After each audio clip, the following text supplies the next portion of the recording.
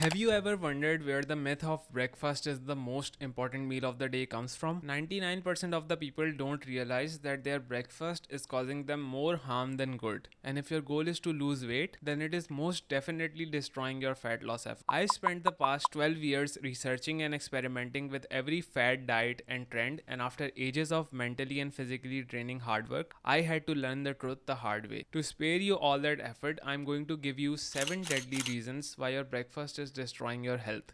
With number 7 being the most destructive, as a lot of people mistake it to be a healthy substitute. And as a bonus, I'm going to give you 3 actual healthy substitutes that you can start implementing today to live a healthier life without unnecessary trips to the doctor. We all believe having breakfast first thing in the morning to be some gospel sent down from the heavens above, sticking to it without questioning it.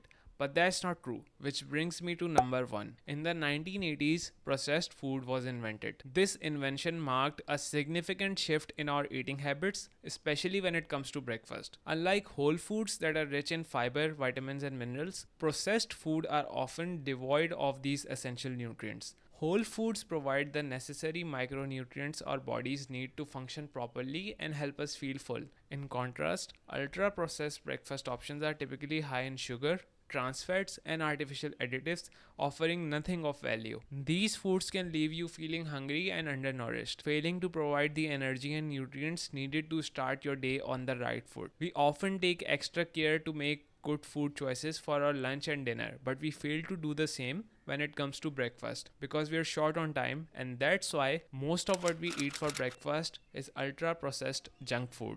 If you're feeling drowsy, lethargic, and just don't want to get out of bed, the first thing that you feel like reaching for is something sweet that gives you quick energy. Breakfast cereals, sweetened or unsweetened, do just that and give you a rush of energy that makes you want to conquer the world or conquer your bedroom at the very least. But what they don't tell you is that you experience as dramatic a crash just after a few minutes as the boost, leaving you craving for more of the same thing. So it gives you a momentary boost but leaves you wanting more sugary treats after the quick crash. Whenever you eat something, your insulin goes up.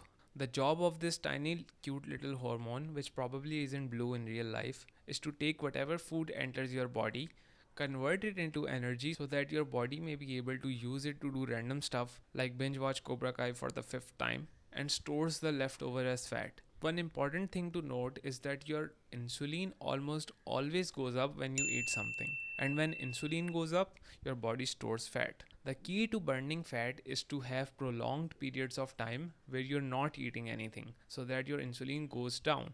Anti-insulin hormones, also called as counter-regulatory hormones, go up, causing your body to burn fat. If your goal is to lose weight, breakfast, especially sugary and early breakfast, sends your weight loss efforts down the drain because breakfast inhibits fat burning by raising your insulin levels. Back when processed food wasn't a thing and almost everyone on the planet was eating whole foods, breakfast cereals did not exist, and more importantly, breakfast wasn't deemed as necessary as it came to be soon after. With aggressive marketing campaigns and clever advertising, big food companies transformed breakfast into a daily ritual. This shift in the behavior of consumers was largely driven by motives to do with increase in profits rather than providing enough nutrition to the masses. So the next time you reach for a box of cereal on your grocery shopping spree, ask yourself, when and how did you exactly start believing that it was good for you? And you will be surprised with what you find out. And now you know that the goal of all the breakfast campaign is to increase profits of the corporation, not overall health of the population. Whenever we eat something loaded with processed sugar and simple carbohydrates that rapidly dissolve in your bloodstream, we often experience mood swings and difficulty concentrating. This is related to the crash we talked about in point number 2. It leaves you feeling tired and irritable. Imagine the domino effect this can have on your day. A grumpy, foggy brained adult is less equipped to handle the demands of the workplace, and children relying on sugary cereals for breakfast may struggle to focus in school, leading to academic difficulties. This vicious cycle of sugar consumption and mental decline can create a less than environment for everyone because it impairs your mental function. If you're a coffee person, you know how crucial that first cup can feel to starting your day. This dependency on morning coffee or tea often stems from two factors: the addictive nature of the drinks consumed and the concept of habit stacking. But caffeine is a subject for another video. Foods high in sugar can create both physical and psychological dependencies, making it seem impossible to function without the morning fix. Unlike caffeine, foods high in sugar contents leads to much more damaging consequences. Additionally, as humans we tend to stack habits, linking one action to another, like how flossing becomes easier after you brush your teeth. The same principle applies to breakfast routines. Once you associate your morning meal with a cup of coffee or tea, it becomes a fixed part of your daily ritual. While habit stacking can help you build positive routines, in the case of unhealthy breakfast, it can dictate your entire morning, locking you into a cycle of dependency that's hard to break. And this leads me to the biggest breakfast mistake ever. We've already established how most breakfast options that are consumed by 95% of the population are harmful. But what if there happened to be the perfect breakfast food that contained no sugar at all? And the answer is there is: eggs. But this perfectly healthy staple food that everyone should consume more of ends up becoming the bane of our existence.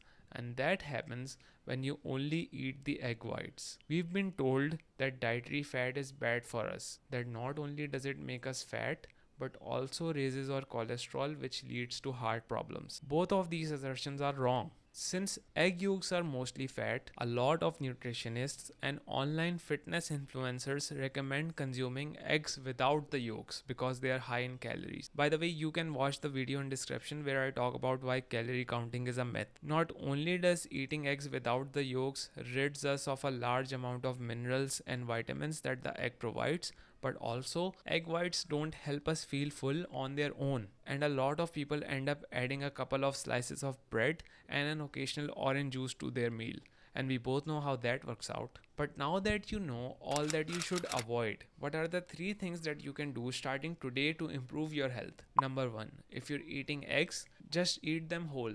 Dish the bread and the orange juice because they do you no good, especially if you want to lose weight. Whole eggs not only help you feel satiated, but they also happen to be a complete source of all the nutrients that you need to go about your day. We've discussed how eating raises insulin, and insulin inhibits fat burning. If you want to increase the window in which you're burning fat, delay your breakfast by a couple of hours. I personally started with pushing it an hour ahead of my usual time, and when I got used to that, I pushed it forward an hour more.